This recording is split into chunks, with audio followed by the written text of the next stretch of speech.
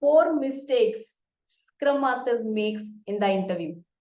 Number 1, they do lie on their Scrum Master experience in their CV. I mean, they exaggerate on your Scrum Master experience. They mention they have around 4 to 5 years of Scrum Master experience.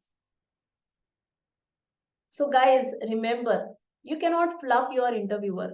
Let's say if you are exaggerating on your experience, the moment you respond to some situational based interview question or the kind of vocabulary you will use in the interview, your interviewer will immediately understand that you really have that much of experience or you are just faking on your Scrum Master experience. Okay, so never fake or exaggerate on your Scrum Master experience, guys, by just achieving some kind of certification. If you say that I have 4 to 5 years of experience, don't make this mistake. Number 2, they always have that uh, taking attitude in the interview, meaning they go with the attitude that, oh, please, I want this job.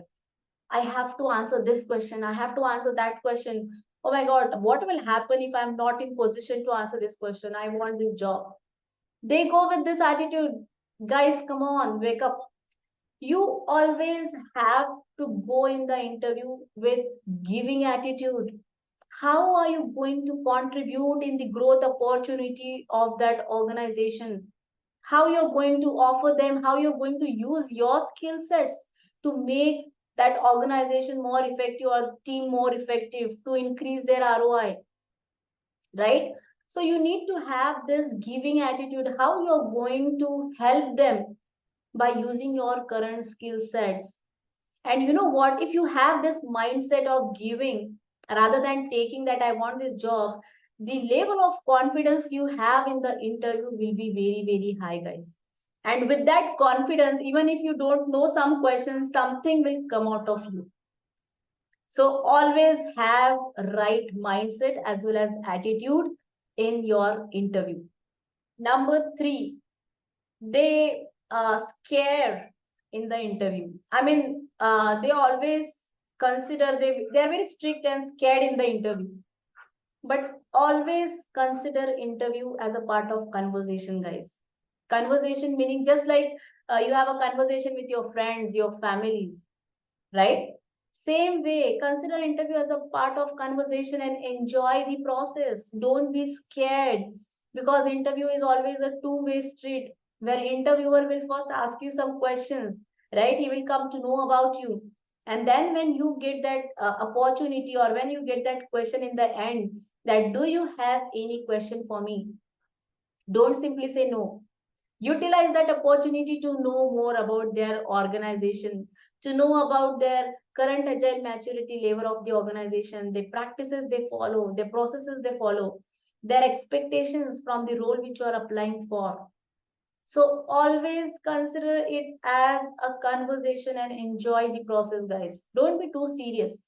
It's just that you really need to have right mindset and that confidence in your interview. Number 4, Scrum Master always answer. I mean, a lot of Scrum Masters answers in terms of theory.